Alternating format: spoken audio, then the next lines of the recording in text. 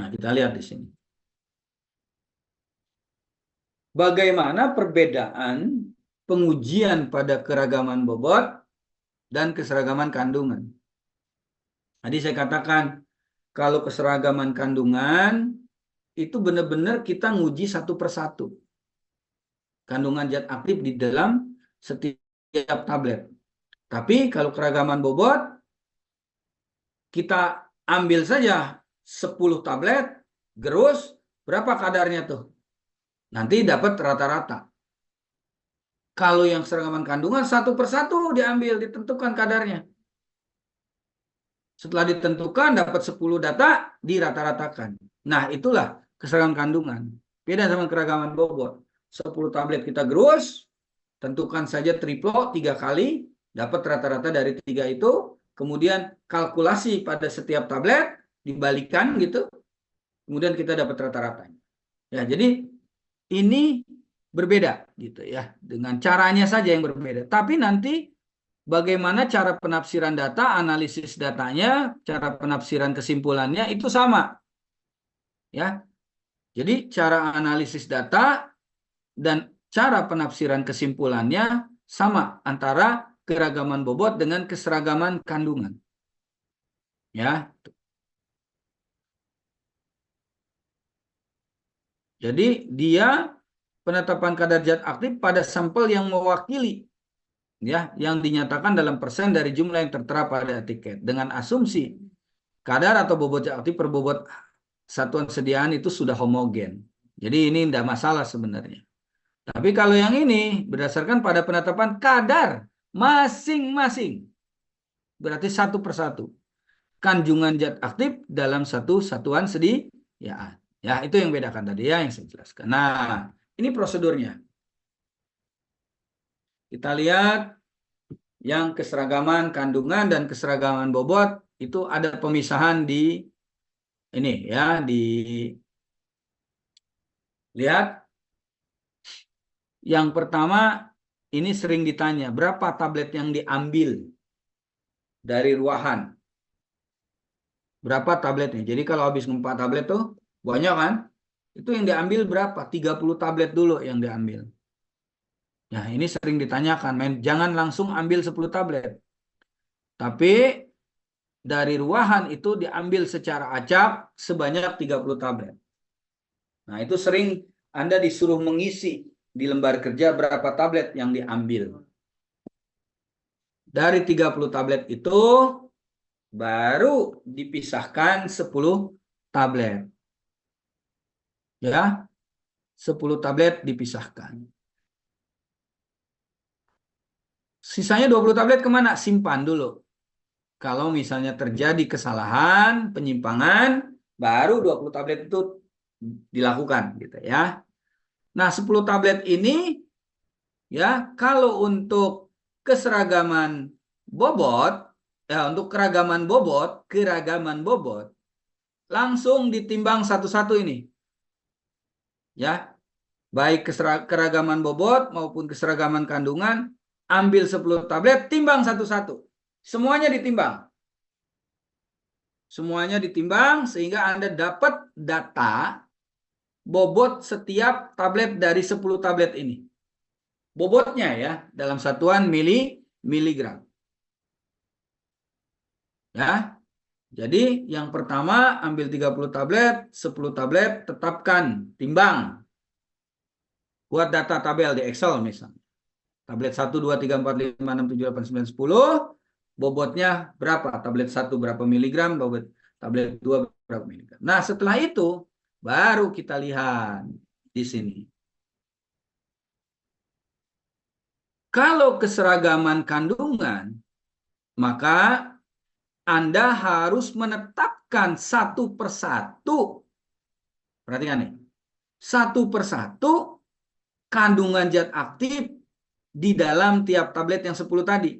Oleh sebab itu, Anda harus menyiapkan labu takar sebanyak 10. Jadi 10-10-nya diukur kadarnya dengan spektro. Jadi Anda gerus satu tablet, masukkan ke sini. Bahkan kalau tertentu dia nggak boleh digerus di situ. Jadi digerusnya itu tabletnya itu dimasukkan ke dalam labu takar itu, dihancurkan di misalnya di perkamen begitu ya, di perkamen dimasukkan, lewatin corong ke sini, terus tabletnya yang sudah hancur itu langsung dimasukkan ke sini dan disemprot si kertas perkamen, khawatir masih ada sisa-sisa serbuknya, langsung dialirkan ke corong. Ya, begitu satu persatu dia masuk, satu tablet, satu tablet, satu tablet, satu tablet. Masuk satu-satu. Nah, ini yang membedakan dengan keragaman bobot. Perhatikan untuk keragaman bobot. Kalau keragaman bobot, ini 10 tablet yang sudah kita timbang satu persatu, 10-10-nya dicampur dalam satu mortir. Ya, digerus semuanya sampai homogen. Nah, setelah digerus sampai homogen, dari 10 tablet yang Anda timbang ini kan Anda dapat bobot rata-rata tuh. Misalnya bobot rata-ratanya 300, pas lah 300 begitu. Maka dari hasil gerusan ini, serbuk yang sudah digerus, Anda timbang 3 kali setara bobot rata-rata. Jadi Anda timbang 3 kali 300 satu bungkus, kedua 300 satu bungkus, dan yang ketiga 300 satu bungkus. Triplo. Nah, yang triplo ini yang ditetapkan satu persatu. Ya, ditetapkan satu per satu dari triplo ini. Jadi ada 3. 3 ini dianggap mewakili 10 gitu. Kalau ini kan mewakili masing-masing. Kalau ini 3 mewakili 10.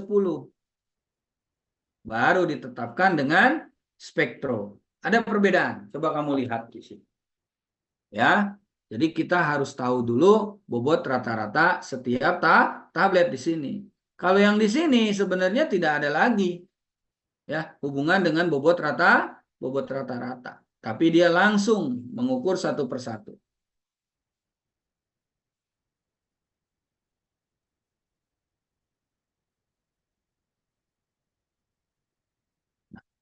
Kalau sudah dikerjakan, kita akan mendapatkan data hasil uji. Nah, misalnya, ini kasusnya ya. Kan tadi kita anggap saja ini adalah pilihannya keragaman bobot tadi ya. Karena dia 100 mg. Ada yang mau bertanya? Kalau ada yang mau bertanya, saya putuskan. Silakan. Yang mau bertanya, ada yang mau bertanya? Oh, tidak ada. Ya, mau bertanya? Siapa yang mau bertanya? Zahratul. Zahratul mau bertanya? Silakan.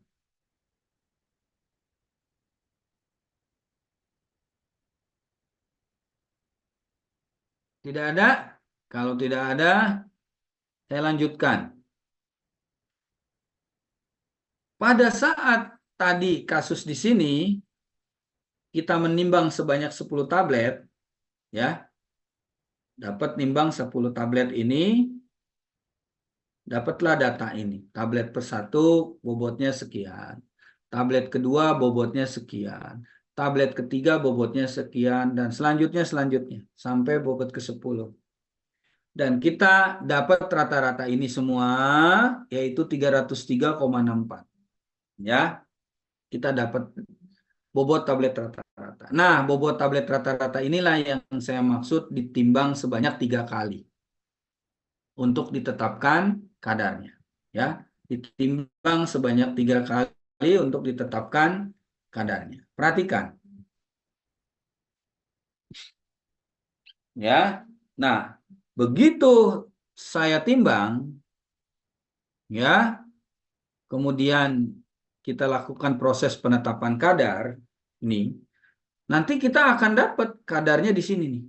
Rata-rata, kadar rata-rata. Di tanda tanya ini. Ya, di tanda tanya ini kita dapat ya berdasarkan ini semua. Nah, caranya gimana? Begini. Misalnya, anggaplah Anda sudah membuat kurva kalibrasi. Ya, kurva kalibrasi itu Anda sudah dapatkan saat Anda pengolahan keterampilan, ya, dengan spektro membuat kurva kalibrasi. Anda dapatlah persamaan kurva kalibrasinya seperti ini. Y sama dengan 0,0419 X ditambah 0,1447 dengan R yang bagus di atas 0,997 yaitu 0,9998. Ini biasanya suka diberikan di mana? Di soal lembar kerja. Diketahui lembar kerjanya. Ya, dituliskan. Jadi Anda sebenarnya tidak perlu melakukan semuanya gitu pekerjaannya karena nggak mungkin 10 menit. Nah, dari hasil penetapan kadar ya dengan spektro tiga sampel dengan cara gimana? 303,64 mg serbuk tablet ya dilarutkan dalam 100 ml pelarut di sini. Setelah disaring, ini di ultrasonik ya biasanya untuk memastikan 100 mg allopurinolnya larut. Untuk memastikan 100 mg allopurinolnya larut. Setelah dia larut, saring dulu karena ada bahan eksipien tablet yang tidak larut. Dia disaring, kemudian dari hasil saringan filtratnya dipipet 10 100 mili dengan air misalnya. Ya. Setelah diencerkan dari 10 mili ke 100 mili, encerkan yang kedua yaitu 5/50. Boleh juga 10/100. Yang pasti di sini pengenceran 10 kali yaitu 100 ke 10. Lihat 10 kali 10 100. Jadi 100 bagi 10. 10 kali. Ini pun pengencerannya 10 kali 50 bagi 5. Ya, jadi ada 2 kali pengenceran yaitu yang pertama 10, yang kedua juga 10. Jadi faktor pengencerannya 10 kali 10. 100 bagi 10 adalah 10, 50 bagi 5 adalah 10. Jadi faktor pengencerannya 10 kali 10. Bukan 10 tambah 10, tapi 10 kali 10. Jadi 100 kali. Oke, paham sampai sini? Ya, jadi dia melakukan pengenceran bertingkat. Yang pertama 10 ke 100 berarti faktor pengencerannya dibalik 100 ke 10. Pengenceran berikutnya 5 ke 50 berarti dibalik 50 per 5. Jadi 10 kali 10 yaitu 100. Nah, dari situ diukur serapannya dan diperoleh dari 3 sampel yang ditimbang tadi, diperoleh angka-angka serapan ini 0,565, 0,558, 0,562. Nggak usah lihat rata-ratanya dulu. Ya, dari sini dapat, kemudian tiap serapan dimasukkan ke persamaan kurva kalibrasi. Ya, ada hitungannya nggak di sini?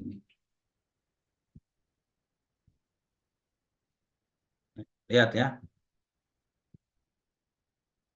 Lihat, tadi persamaan kurva kalibrasinya Y sama dengan 0,0419 X ditambah 0,1447. Ya. Nah, kita hitung. Karena ini 565 kita masukkan ke sini, maka angka ini yang kita cari, X-nya ini. Yaitu dengan cara 0,565 dikurang 0, ini pindah ruas ke sini kan, berarti dikurangi. Ya, ini 565 dikurang 0,1447, kemudian dibagi dengan 0,04, maka akan dapat nilai X-nya ini. 10,03. Silakan kalau Anda ada kalkulator, silakan hitung sendiri. Betul tidak angka itu? Dengan cara 0,565 dikurangi dengan 0,147. Karena dia plus, pindah ruas jadi minus. Tapi kalau di sini minus, pindah ruas jadi plus. Baru dibagi dengan 0,0419. Dapatlah ini. Karena tadi diencerkan 2 kali, yang pertama dari 10 ke 100, maka dibalik 100 per 10. Yang kedua 5 ke 50 dibalik 50 per 5. Ya, maka inilah faktor pengencerannya. Dari mana angka 100 mili ini? Kalau ini jelas tadi faktor pengenceran, ya. 10 at 100, 5 ke 50. Ini dari mana? Volume awal. Ya, 100 mili ini adalah volume awal. Jangan ngobrol ya. Perhatikan. 100 mili ini adalah saat tablet yang sudah dilarutkan. Ya, kan angka ini dari mana, angka ini dari mana? Ini adalah volume awal. Kalau Anda pakai labunya 1000, maka ini 1000 mili. Kalau Anda pakai labunya, ya, nah begitu ini dihitung angka, ternyata dari hitungan ini satu tablet atau satu labu itu, satu tablet mengandung 100,3 miligram.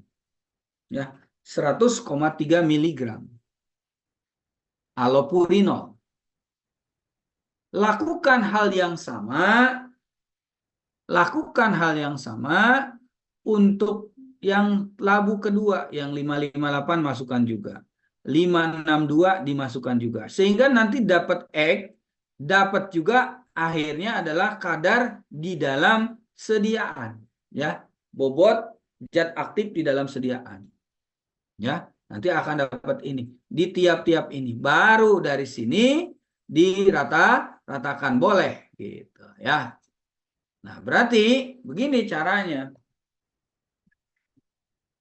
Kalau 100,3 etiketnya bilangnya 100. Ya kan?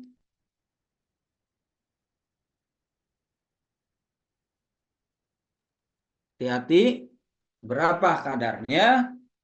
Ya. Ini 100,3, yang ini berapa, nanti kita akan dapat rata-rata. Kita lihat di sini. Sorry.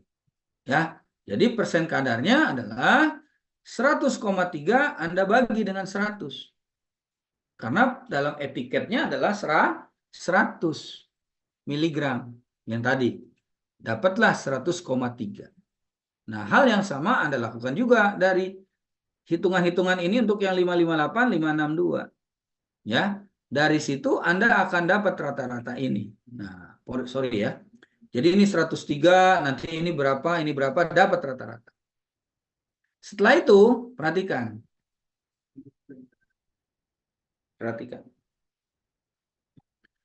Ini adalah angka ini, ini diperoleh dari sini. Nih. Ya, dari hitungan ini. Perhatikan. 100,3 ya, itu dari yang serapannya 565. Kalau yang 558 itu dapatnya adalah 98,6. Yang satu lagi yang serapan 562 0,562 itu dapatnya 99,59. Nah, ini yang kamu rata-ratakan. Ya. Dapatlah 99,5. Artinya apa? Kalau bobot tabletnya itu 303,64 atau bobot rata-rata, itu ternyata kadarnya 99,5%. Kalau bobotnya 303,64, itu kandungannya 99,51% gitu. Nah, sedangkan tablet ini bobotnya variatif juga gitu. Ada yang 308,5, 306,0 dan terakhir 302,1. Ya, ini kamu konversi persennya. Kalau 303, kalau satu gorengan harganya 1.000, satu gorengan harganya 1.000, maka 10 gorengan 10.000. 10.000 itu dari mana? Dari 10 dibagi 1 dikali 1.000. Jadi, kalau Anda menghitung ini, persen kadar allopurinol, Anda tinggal bagi tablet 1 308,5 bagi 303,4, kalikan ini. 308,5 dibagi 303,4 dikali 99,5. Tulis angkanya di sini. Yang kedua, 306 berarti dibagi 303,4 kali 99,5. Tulis di sini. Dan selanjutnya sampai 302,1. Dapat angka ini. Baru angka ini Anda ratakan. Masukkan kalkulator, dapat rata-rata dan dapat simpangan baku. Atau pakai Excel paling gampang. Ya, dapat rata-rata dan dapat simpangan baku.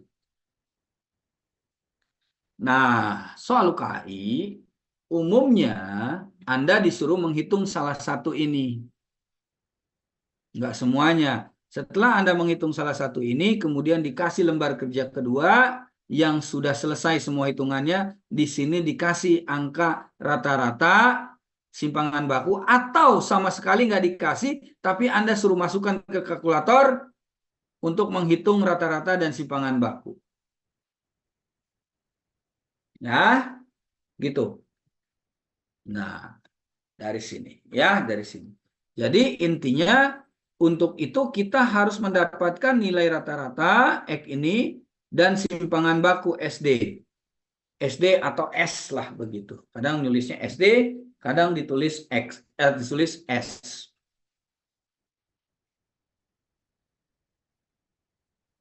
Ya, ini anggaplah sudah dihitung semua, ternyata diperoleh kadar rata-ratanya 99,5147, sesuai ya berarti. Ya, SD-nya 0,9947 ya. Karena ini di sini pentingnya untuk menghitung SD ya. Dapat 0,9947. 99,5147 standar deviasinya. Jadi ini rata-rata, ini adalah nilai S. Ya, perhatikan rumus. Ini saya berikan juga di kuliah sebenarnya ya kemarin. Dari hitung NP atau kita kenal dengan istilah nilai keberterimaan. Kalau dulu di FI 5 nyebutnya nilai penerimaan. Tapi sekarang menyebutnya nilai keberterimaan. Nilai keberterimaan. Angka ini penting. Angka ini penting. 99,51 ini penting untuk kita melihat dia masuk kategori berapa untuk dalam perhitungannya. Kalau dia berada di antara 98,5 sampai 101,5 angka ini, maka Anda tidak perlu menghitung selisih. Cukup mengalihkan nilai K dengan simpangan baku atau S untuk menghitung nilai keberterimaan. Ya, kebetulan pada kasus ini, kasus pertama ini, ya, kasus ini adalah dia berada di antara. Jadi nilai rata-ratanya berada di antara. Jadi kalau dia berada di antara, lihat di sini. Ya, nih. Ya, berada di antara. Maka M-nya sama dengan X. Jadi kalau dikurangi pun dianggap aja 0 gitu, ya. Maka dianggap itu. Maka ngitungnya cuma K kali S. Nah, kebetulan 99,5 ini berada di antara 98,5 dan 101,5. Maka menghitungnya adalah langsung dengan KS. Ya, menghitungnya langsung dengan KS.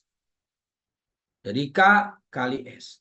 Tapi kalau dia kurang dari 98,5, misalnya bukan angka ini ya, kurang dari 98,5. Ya, nilainya kurang dari 98,5. Maka Anda harus lihat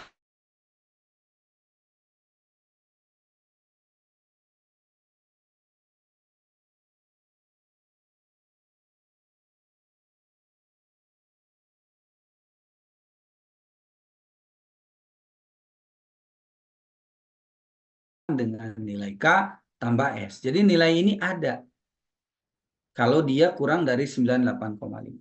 Begitu pula kalau nilainya lebih dari 101,5. Kalau dia lebih dari 101,5, selisih antara nilai tersebut dengan 101,5. Misal, nilai rata-ratanya 103. Nah, 103 itu kamu kurangi 101,5, yaitu jadi 1,5. Maka 1,5 ditambah dengan KS. Ya, jadi dapat nilainya. Nah, kasus ini kenapa dia cuma menghitungnya KS, tidak M dikurang rata-rata. M ini adalah nilai dari batas 98,5 itu ya, dan 101,5 itu. Nilai X adalah nilai rata-rata. Angka garis ini menunjukkan nilai mutlak. Jadi tidak ada nilai negatif. Tapi nilainya adalah nilai positif. Semuanya harus positif, nilai mutlak. Maka dari itu, ini langsung dihitung K kali S. Dalam kasus ini adalah S-nya 0,9947 dari sini nih, dari simpangan baku. Nilai K adalah satu tetapan dengan nilai 2,4. Nah, setelah dihitung, dapatlah nilai 2,3873%. Nah, ini berarti masih di bawah batas L1-nya 15. Jadi memenuhi syarat. Ya, gitu. Nah, ini nilai keberterimaan. Jadi hati-hati, kalau dia tidak memenuhi syarat, maka Anda harus lakukan 20 lagi tablet diuji, tapi nilai L1-nya beda. Jadi diganti dengan nilai L2-nya berubah jadi 25. L1 yang tadinya 15, batas minimalnya sekarang menjadi 25. Jadi namanya bukan L1 lagi, L2. Yaitu 25. Ya, gitu. Ini nilai keberterimaan. Nah, tadi saya katakan hati-hati kalau di sini, nah ini yang membedakan, ya yang beda. Kalau keragaman bobot, Anda kan harus melalui proses gini semua nih. Anda timbang 3, dapat 198, dapat rata-rata. Kemudian Anda harus menghitung satu-satu kan. Jadi rata-rata ini jadi kadarnya berapa. Nah, berbeda kalau keseragaman kandungan. Kalau keseragaman kandungan, setiap tablet Anda dapat kadar. Karena Anda menggunakannya adalah 10 labu takar. Setiap labu takar ada kadarnya. Langsung, nggak usah pakai kalkulasi seperti ini. Ya, nggak usah pakai kalkulasi perhitungan kayak gini, nggak usah. Nih, nggak usah. 308,5 per 303,64 kali 995. Langsung taruh di sini, nggak usah. Karena dia sudah ditetapkan satu persatu. Jadi langsung dihitung, kalau bobot 385 dapatnya berapa? Langsung dari hasil pengujian secara real, bukan dari kalkulasi. Ya, gitu. Jadi misalnya dapat sekian sekian sekian sekian sekian, ya rata-rata sama. Kalau udah gitu ngitungnya sama seperti yang tadi. Ya, seperti yang tadi. Nah, ini tadi nilai keberterimaan maksimum dibolehkan 15. Ya, L1 disebutnya batasnya. Ya, ini sama yang tadi ya. L1 15, L2-nya adalah 25. Ya. Jadi 10 tablet pertama NP-nya harus lebih kecil sama dengan 15. Jika tidak, lakukan pengujian 20 unit lagi. NP-nya harus di bawah 2 lebih kecil atau sama dengan 25 ya. Nah, dari soal tadi yang saya jelaskan itu nilai keberterimaannya 2,38%. Berarti dia memenuhi syarat. Ya, memenuhi syarat. Karena di bawah 15 atau sama dengan 15. Demikian. Silakan kalau ada yang mau bertanya. Mangga, jangan malu-malu. Saya stop share dulu untuk ngecek satu-satu. Silakan kalau ada yang mau bertanya. Dian Irawati Ahmad. Silakan apa yang ingin ditanyakan. Ya Pak, terima kasih Pak. Suara saya jelas nggak Pak? Suaranya jelas sekali. Tadi di bagian untuk kalau misalnya kita sudah gerus, itu kan butuh kertas saringan untuk dimasukkan di labu ukur. Benar Iya, nggak Pak? betul-betul. Bukan kertas saring, Terus, kertas perkamen aja. kertas, oh berarti nggak usah disaring ya? Bukan disaring. Jadi kertas itu supaya tablet yang kita gerus itu nggak kemana-mana. Oh iya Kalau Pak, itu Anda aja Pak. masukkan, gini maksudnya Dian, itu teknis aja Dian. Jadi gini, misalnya kamu masukkan tablet langsung ke dalam labu, tanpa digerus, lama kan? Pecahnya benar nggak? Nah itu kamu gerus, kamu tutup aja pakai perkamen atau pakai plastik gitu lah ya. Yang penting tertutup, hancurkan, tapi jangan kemana-mana gitu dia. Nggak kebuang gitu. Langsung lewat corong yang sudah digerus itu kamu masukkan. Bersihkan tuh si plastik atau si kertas perkamennya, semprot dengan pelarut sehingga dia masuk. Berarti yang masuk ke labu itu udah pada hancur, bukan satu tablet utuh. Nah, akhirnya kamu ultrason tuh, ultrasonik digetarkan, dia cepat larutnya. Begitu maksudnya. Nggak nunggu lagi sampai dia pecah gitu. Gitu maksudnya dia. Paham nggak? Iya Pak, paham Pak. Oke. Ya tadi cuma agak Ada keliru lagi? aja. Udah paham Ya, Pak, bagus. makasih Pak. Yo, gitu. Ada lagi silakan. Ya, Arneta, mangga. Silakan Arneta. Bapak izin bertanya mengenai perhitungan nilai penerimaan saya masih kurang paham, Pak. Yang bagian mana nih, Arneta? Saya buka ya, saya buka lagi.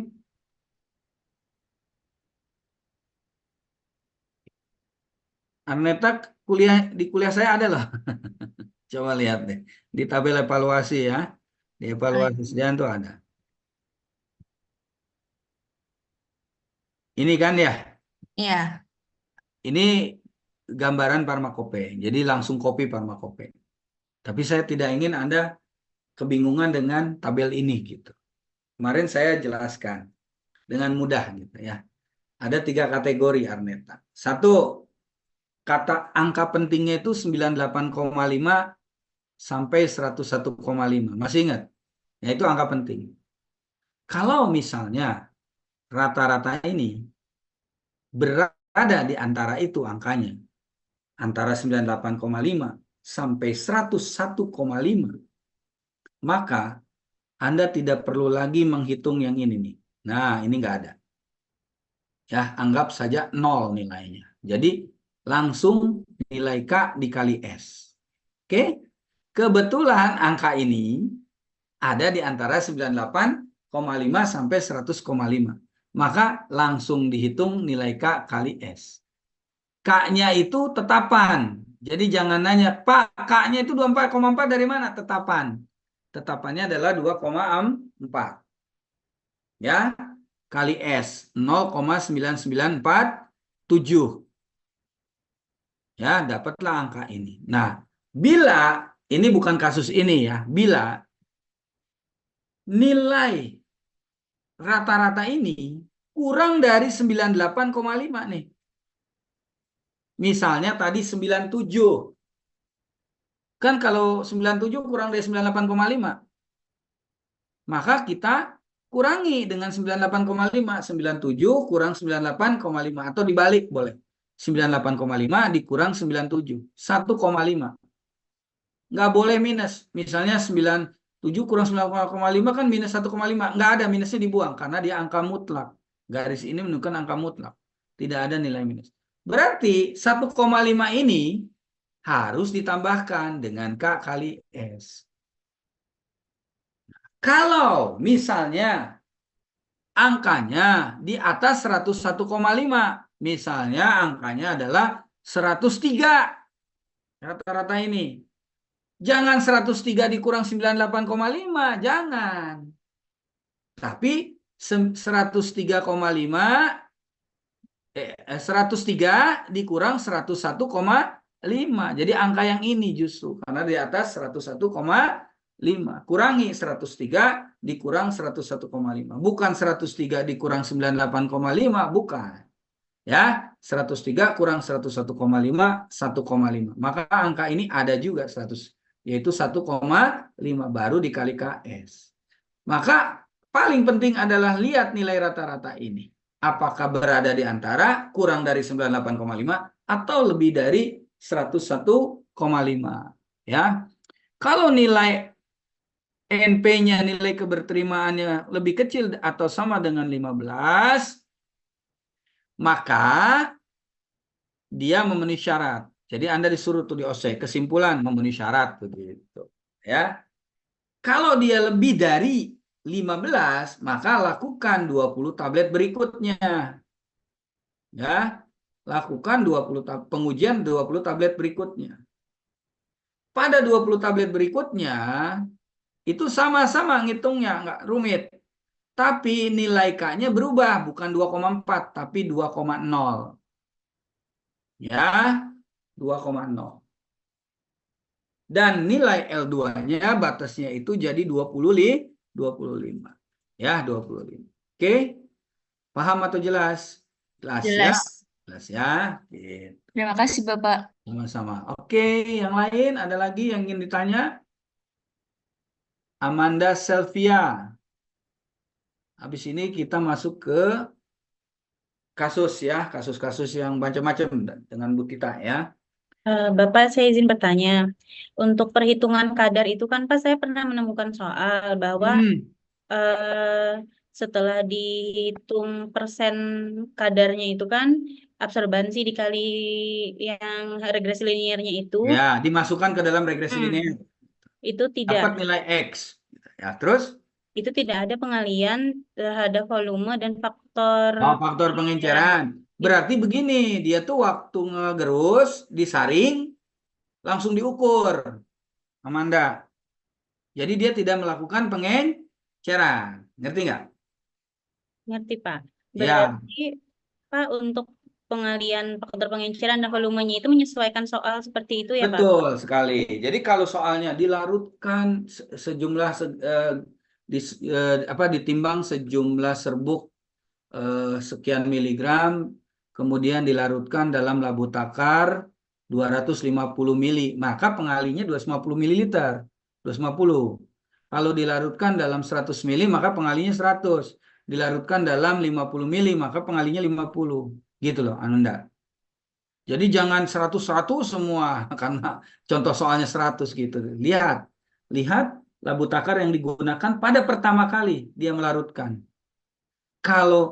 Kalau habis itu dipipet, diencerkan, itu untuk menghitung faktor pengenceran. Gitu. Paham, Amanda? Paham, Pak. Oke. Terima Kalau kasih begitu, banyak, Pak. kita lanjutkan dengan studi kasus dari keseragaman sediaan. Silakan Bu Tita untuk melanjutkan. Baik, Pak. Terima kasih banyak. Kita lanjutkan ya, Pak. Tadi sebenarnya studi kasus yang disiapkan itu sudah terbahas satu oleh Bapak.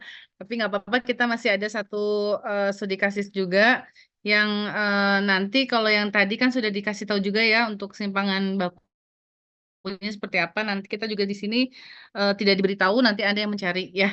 Oke ya. Baik, izin ya Pak melanjutkan. Saya rasa sudah dijelaskan dengan sejelas-jelasnya oleh Pak Fikri ya bedanya apa namanya, seragaman apa namanya tablet. Sebentar ya. Nah, tadi uji keseragaman sediaan itu terdiri dari keragaman bobot dan keseragaman kandungan ya. Kalau keragaman bobot adalah untuk tablet dengan zat aktif 25 miligram atau di atas 25%. Kalau keseragaman kandungan adalah untuk sediaan yang bobotnya di bawah 25 miligram ya. Oke. Eh, sebentar ya, kita share screen terlebih dahulu. Tadi saya sudah menyiapkan kasusnya seperti ini ya, tapi ini sudah terbahas ya. Bentar ya. Oke. Ini yang tadi ya, yang allopurinol yang 100 miligram dan 300 miligram ya. Tadi hasilnya untuk yang ini kalau disimpulkan kesimpulannya bagaimana? Coba saya pengen tahu Arneta. Arneta Evania. Tadi kan sudah mengikuti ya apa yang sudah disampaikan oleh Bapak. Untuk kasus allopurinol ini yang kandungan zat aktifnya 100 miligram. Kemudian bobot teoritisnya tabletnya 300 miligram. Ini pengujian keseragaman sediaannya menggunakan yang mana? Yang keseragaman kandungan atau keragaman bobot?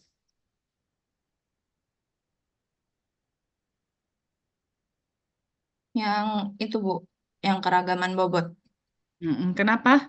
Soalnya dia bobotnya itu dosisnya itu lebih dari sama dengan 25 miligram dengan zat aktif lebih dari 25%.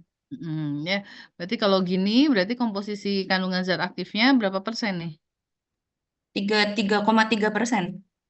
33,3% ya. Jadi kita menggunakan keragaman bobot ya. Oke. Nah, terus coba saya tanya dulu kepada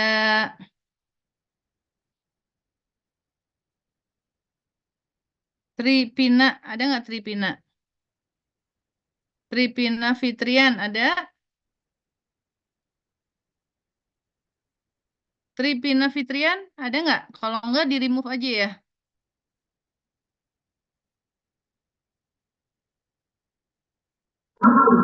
Ya, Bu. Oke. Tripina lagi di mana ini? Maaf, Ibu. Tripina lagi di bandara, Ibu. Baru mau check in. Kok bisa-bisanya di bandara mau check in? Kan Anda udah dikasih tahu, kita udah ngegeser loh. Tadi pagi kita geser ke siang. Ke siang Anda malah kayak begini. Mana coba? Nah, untuk Anda kapan naik pesawat jam berapa nih? Boardingnya jam Bentar berapa? lagi, Bu. Ya, saya Baru mau mau boarding. coba cek dulu deh sebelumnya. Saya pengen tahu juga nih, Anda sudah sampai mana tadi sambil di bandara sambil mendengarkan penjelasan dari Pak Fikri ya. Coba apa bedanya tadi keseragaman kandungan dengan keragaman bobot?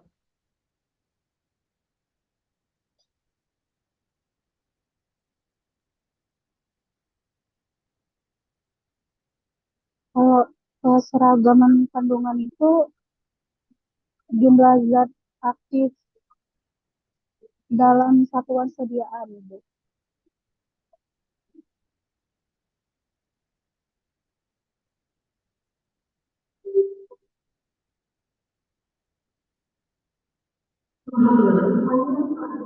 Ya udah di mute saja.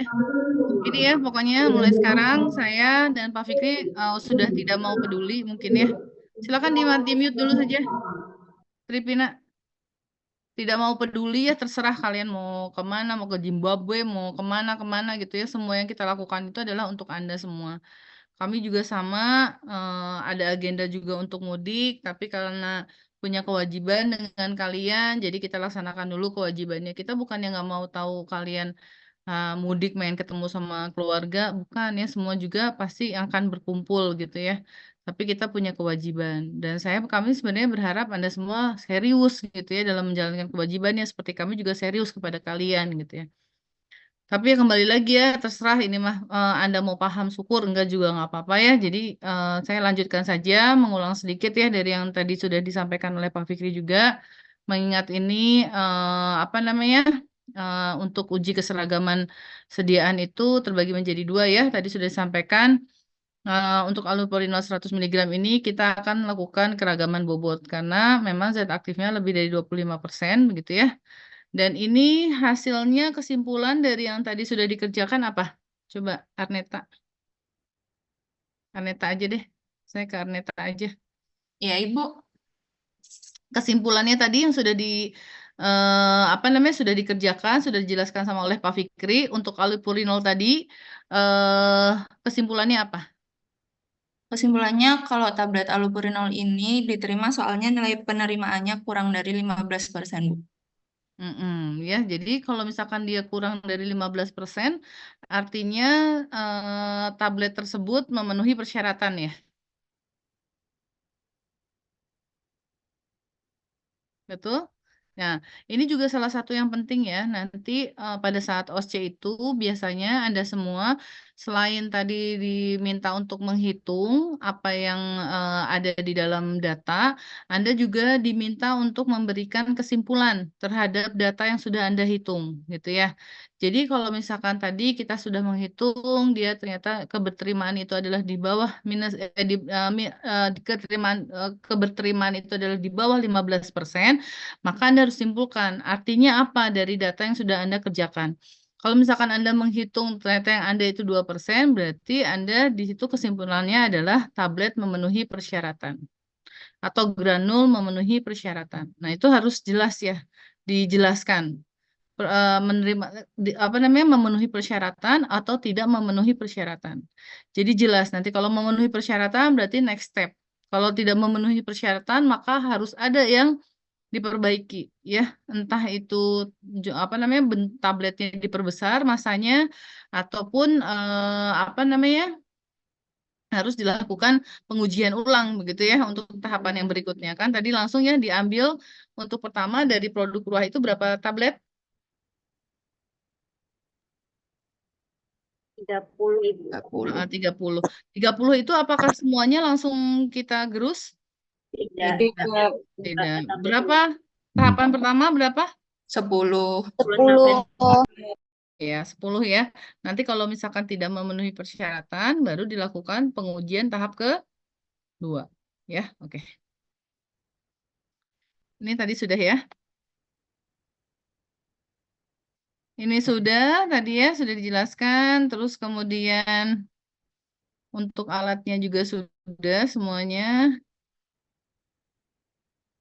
Nah, sedikit menjelaskan ya, biasanya itu nanti pada saat OSCE, kan Anda sudah mengambil 30 tablet gitu ya. Tadi yang dijelaskan oleh Bapak ya. Tahapannya itu melihat keterampilan Anda dalam mengambil berapa jumlah tablet yang diambil, begitu ya. Ada yang misalkan Anda mengambil 30 tablet, kemudian pengujinya bilang stop, gitu ya. Berarti artinya penguji sudah paham bahwa sudah melihat Anda paham bahwa untuk pengujian itu diambil 30 tablet gitu ya. Ada juga yang misalkan tahapannya setelah mengambil 30 tablet, Anda mengambil lagi 10 tablet. Nanti baru di stop di sana. Nah, maksud saya ketika penguji bilang stop, Anda jangan grogi. Jangan langsung merasa bahwa, aku melakukan kesalahan apa ya? Jangan. Ya, kalau misalkan penguji bilang stop, itu artinya pekerjaan Anda sudah cukup. Memang sih bisa jadi stop itu dikhawatirkan Anda merusak alat gitu ya, itu juga bisa gitu ya. Jadi makanya apa namanya tahapan dalam melakukan pengujian itu betul-betul harus Anda kuasai terlebih dahulu ya. Nah, kemudian tidak mungkin sebenarnya Anda sampai harus menggerus kemudian memasukkan satu-satu ke dalam apa namanya labu takar tuh enggak ya, tapi yang jelas tahapannya itu biasanya sudah diambil 10 stop, nanti Anda diminta untuk mengerjakan lembar berikutnya ya. Oke, terus kemudian nah ini tadi yang sudah dijelaskan oleh Bapak ya. Kemudian kita lanjut dulu ya. Oke. Anda semua di sini ya, kalau kita lihat ini, di sini kan ada rata-rata bobot tablet, kemudian ada simpangan deviasi atau simpangan baku, ya. Nah, biasanya kalau memang nanti ada soalnya seperti ini, Anda akan disiapkan kalkulator, ya kan? Kalau di sini kan kita sudah berikan ya kepada Anda simpangan bakunya atau standar deviasinya berapa gitu ya. Nih kalau yang ini. Nah, Nah, di sini kan langsung kita beritahu ya simpangan bakunya sekian. Nah, nanti di ruang ujian itu biasanya Anda harus memasukkan satu persatu apa namanya untuk mendapatkan simpangan baku. Ini pernah terjadi di OSCE kedua atau ketiga gitu kalau nggak salah. Nah, makanya dari sekarang Anda apa namanya belajar untuk memperoleh simpangan baku dari kalkulator. Gitu ya. Biasanya sih kalau kalkulatornya mereknya Casio kan kalkulator macam-macam ya. Jadi pastikan Anda mempelajari kalkulator yang Anda punya atau nanti minta biasanya kita nanti sebelum ujian kita kasih tahu bahwa kalkulator yang akan digunakan adalah mereknya ini gitu ya dengan spesifikasi khusus gitu ya.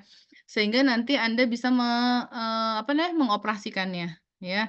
Nah, biasanya rata-rata di dalam kalkulator itu nanti ada mode gitu ya, mode shift M plus gitu ya. Nah, itu yang akan apa namanya kita operasikan untuk memperoleh simpangan bakunya gitu.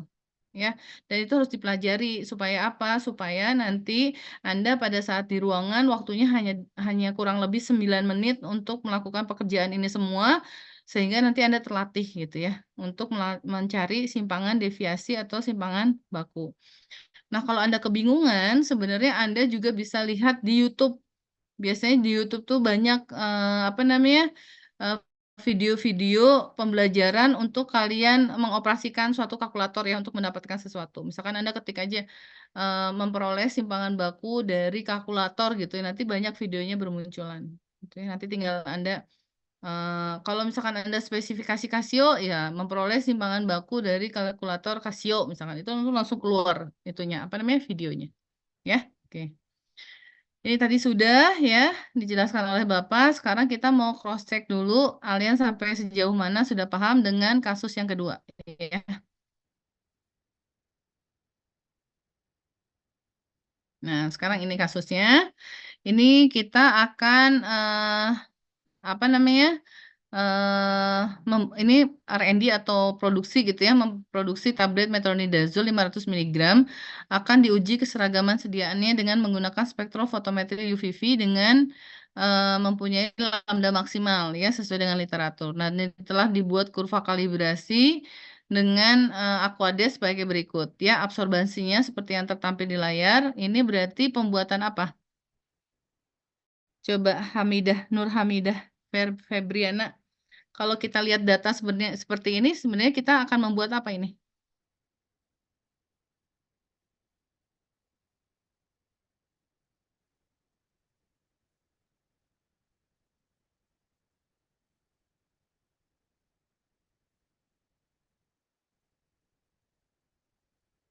Mungkin Ipah mau bantu jawab? Kalau kita punya data seperti ini, kita mau buat apa nih? Larutan standar ya, Bu? Apa? Larutan standar, Bu. Ya, dibuat. Ini kita akan membuat kurva Kurva kalibrasi. kalibrasi, betul. Kurva kalibrasi kita butuhkan untuk apa, Karol? Untuk mencari nilai regresi linear ya, Bu? Ya, regresi linear digunakan untuk? Menghitung kadarnya, Bu, nanti. Iya, untuk nanti kita memperoleh kadar. Ya, baik. Terima kasih, Karol. Ya, lanjut ya. Nah, dari data ini kita dapat tadi ya sudah disebutkan oleh Karol. Kita akan mendapatkan yang namanya regresi linier ya. Nah, dari data ini kemudian dibuat kurva kalibrasi, kemudian kita dapatkan regresi linier dan kemudian baru kita lakukan pengujian atau pengukuran terhadap sampel ya. Nah, setelah pengukuran terhadap sampel, kita perolehlah absorbannya 0,527, 0,534, dan 0,541. Nah, coba sekarang saya kasih waktu 5 menit untuk masing-masing mengerjakan berapa kadar yang diperoleh dari absorban yang didapatkan berdasarkan nilai regresi linearnya.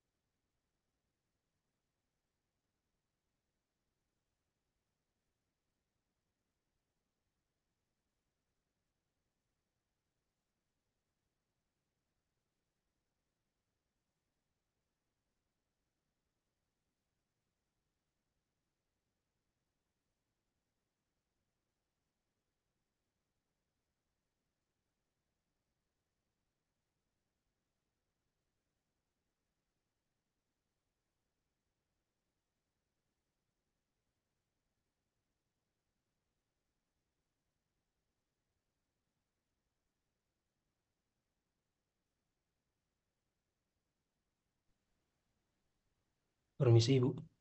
Ya, Mau tanya tadi ngitungnya yang nomor 1 sampai 3 itu ya, Bu? ya. Oh ya.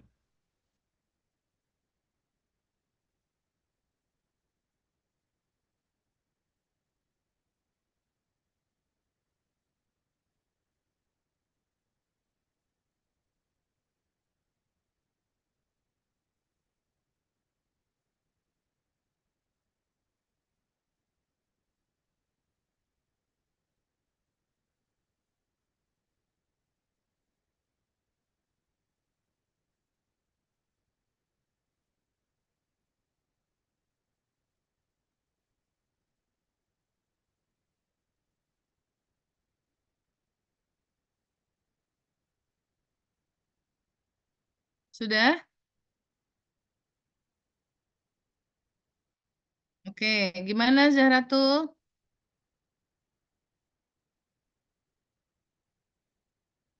Ya nggak apa-apa.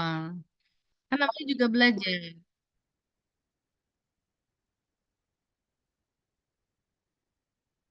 0,124. Terus?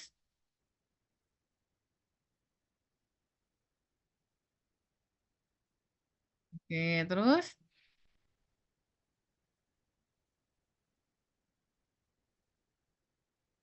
Oke. Sebenarnya kalau kita mau menghitung kadar, ini ada data yang kurang nggak? Ada Ibu. Ada, Bu. Apa? Jumlah apa Volume namanya? awalnya Bu. Apanya? Volume nggak Bu? Betul sekali ya. Kita tidak ada data pengenceran gitu ya. Padahal kalau untuk menghitung kadar, kita perlu data pengenceran. Berapa kali dia dilakukan pengenceran dan seterusnya ya. Nah, artinya sebenarnya nih ya, ada teman-teman yang memang nggak, adik-adik mahasiswa yang nggak paham gitu ya. Ada juga yang ragu tapi nggak mau ngomong gitu ya. Nah, harusnya kebiasaan-kebiasaan ini jangan dibiarkan. Kalau Anda merasa, kok kayaknya tadi ada yang beda ya dengan apa yang dilakukan di pertama ya gitu, Anda harusnya langsung bilang, misalkan, Bu, ini kalau datanya ini seperti apa gitu ya, jangan diam aja membiarkan waktu berlalu gitu ya, sayang. Ya, oke ya, kita lanjut ya. Nah, data yang tadi itu tidak cukup untuk kita menghitung apa namanya kadar yang kita dapatkan ya kita itu harus dapat juga data pengenceran ya dari apa namanya pengujian yang kita lakukan. Nah, sebagai contohnya seperti ini. Nah, ini setelah ini apa namanya data absorban ini diperoleh dari 5 diambil dari 5 induknya ini 5 mili, kemudian diencerkan ke 50 mili, kemudian dari pengenceran ini diambil lagi 1 mili, kemudian diatkan 100 mili. Jadi dia mengalami 2 kali pengenceran. Ya. Nah, kalau misalkan kita hanya menghitung tadi berdasarkan regresi linear saja, kita dapatkan 9,9299 ppm, gitu kan ya? Nah, ini kan tidak mencerminkan datanya. Kenapa? Karena kita tidak menghitung pengenceran gitu. Ini tuh hasil pengenceran. Maka oleh karena itu, untuk mendapatkan data realnya, maka 9,99299 ini harus dikalikan dulu dengan faktor pengenceran tadi ya. Karena 5 at 50, maka pengencerannya dibalik 50 per 5 ya. Dan yang kedua, 1 at 100, maka pengencerannya adalah 1/100/1. Kemudian dikali volumenya berapa? Volumenya 50 mili, gitu ya. Oke, nah baru kita dapatkan bahwa absorbannya, kadar dari tabletnya itu adalah 496,4953 miligram. Nah, sekarang baru dari sini silahkan Anda hitung yang nomor 2 dan nomor 3.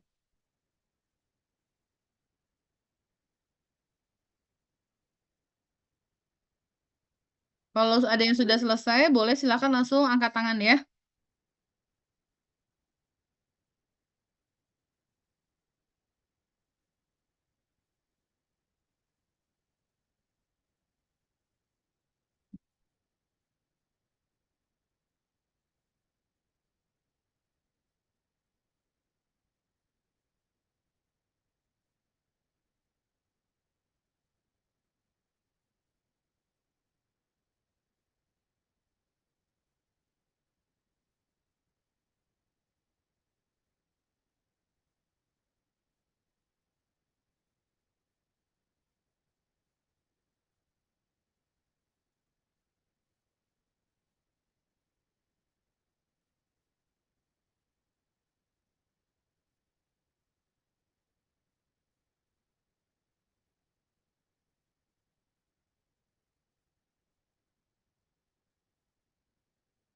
Sudah dapat, Naida? Sama nggak hasilnya? Iya, Bu, sama. Sama ya. Nah, setelah dihitung yang kedua, Anda dapatkan absorban hasil yang keduanya atau absorban nomor 2-nya itu ada 504,6729, kemudian A3-nya adalah 512,8505 miligram.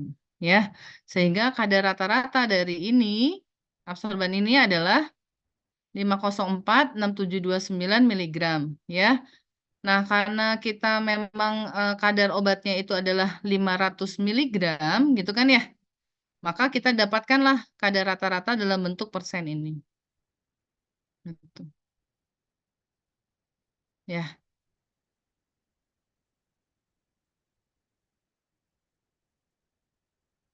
oke, sip. Ibu mau tanya, boleh? Boleh, Aprilia, boleh. Ibu yang kadar rata-ratanya jadi 100,9346 itu gimana ya, Bu? Dapat dari Saya mana gitu ya? kurang paham. Oke, Iya, oke, sip. Nah, jadi gini ya, kan ini kita sudah dapatkan absorban yang ini ya. Siapa tadi Aprilia? Nih, kita kan udah menghitung 3 ini ya, Aprilia ya. Ya kan? Ternyata iya, dari Bu. sini yang ini 496,4953 gitu ya. Terus kemudian yang keduanya 504,6729 gitu ya. Terus yang ini 512,805 gitu kan ya. Diambil rata-ratanya jadi 504,6729 gitu kan ya. Nah, tadi metronidazol yang kita buat itu satu tabletnya berapa miligram, Aprilia, kadarnya? 500. 500. Jadi 504,6729 per 500 dikali 100%. Nah, dapatlah ini jawabannya. Oh, Gitu. berarti dari rata-rata absorban yang tadi ya, Bu, sebelumnya Ya. ya, Bu. Nah, ingat nggak? Ini data absorban ini dari mana? Dari data yang sebelumnya itu, Bu. Dari data bobot, Dari mana coba? dari bobot yang rata-rata sebelumnya. Iya, betul sekali. Kan kita punya 10 tablet tuh pengujian pertama ya. Terus kemudian Iya, Ibu. ya, terus kemudian rata-rata bobot tabletnya kan 701,65 miligram tuh. Nah, terus kan kita timbang kan se apa namanya? Setara dengan 500 miligram gitu kan ya. Jadi kita timbang 701,65 miligram, kemudian kita ukur, kemudian kita dapatlah si absorbannya ini. Ya kan? Nah, karena kita sudah dapat si absorbannya ini, gitu ya, maka kita dapatlah si kadar rata-rata yang ini. Nah, nanti kadar rata-rata ini kita masukkan ya, selanjutnya ya. Oke ya. Baik. Hmm. Nah, sorry, udah ya. Nah, setelah kita dapatkan kadar rata-rata yang ini, ya, kita dapatkan kadar rata-rata yang ini, nanti kita dapatkan kadar rata-rata yang ini, nanti kan kita masukkan satu-satu ke sini, seperti pengerjaan yang sebelumnya. Seperti yang ini nih. Tunggu ya. Hmm.